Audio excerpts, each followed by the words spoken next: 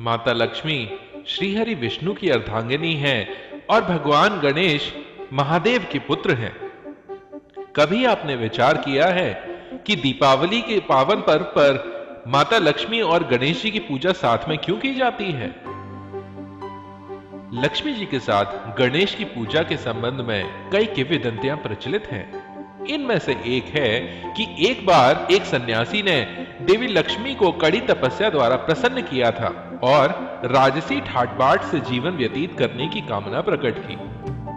देवी लक्ष्मी तथास्तु कहकर अंतर्ध्यान हो गई। अब वह सन्यासी वहां के राज दरबार में गया और सीधे राजा के पास पहुंचकर एक झटके से उसका राज मुकुट नीचे गिरा दिया।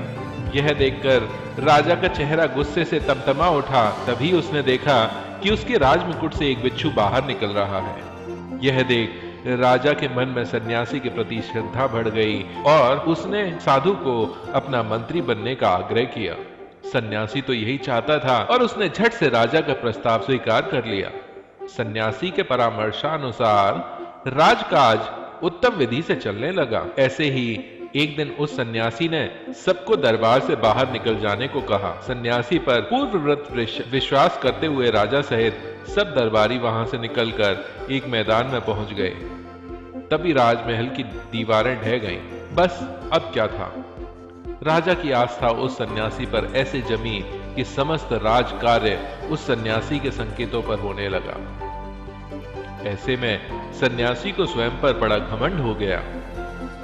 उसने एक दिन राजमहल के भीतर भगवान गणेश की एक मूर्ति वहां से हटाने का आदेश दिया, क्योंकि उसके विचार में वह मूर्ति राज परिसर की शोभा बिगाड़ रही थी। अगले दिन मंत्री बनने हुए सन्यासी ने राजा से कहा कि वह फौरन अपनी पोशाक उतार दे, क्योंकि उसमें नाग है। राजा को सन्यासी पर अगाध विश्वास था, इसलिए दरबारियों की परवाह न करते हुए उसने अपनी पोशाक उतार दी, परंतु उसमें से कोई नाग नहीं निकला।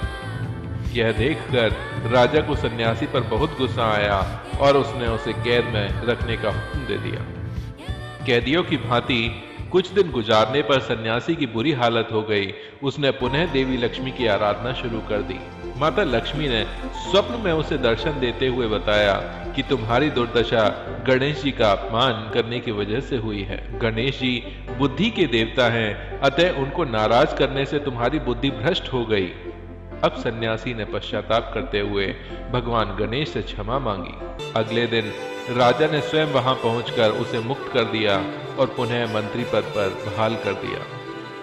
सन्यासी ने गणेश की मूर्ति को पूर्व स्थान पर स्थापित करवा दिया तथा उनके साथ साथ लक्ष्मी जी की पूजा भी शुरू की, ताकि धन एवं बुद्धि दोनों ही साथ साथ रहें। तभी से दीपावली पर लक्ष्मी के साथ साथ गणेश की भी पूजा होती है, क्योंकि दीपावली धन, समृद्धि एवं ऐश्वर्य का पर्व है तथा धन की देवी है लक्ष्मी।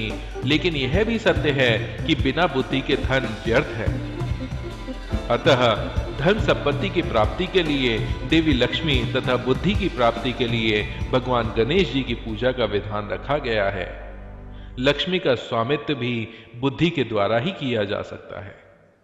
हरि बोल।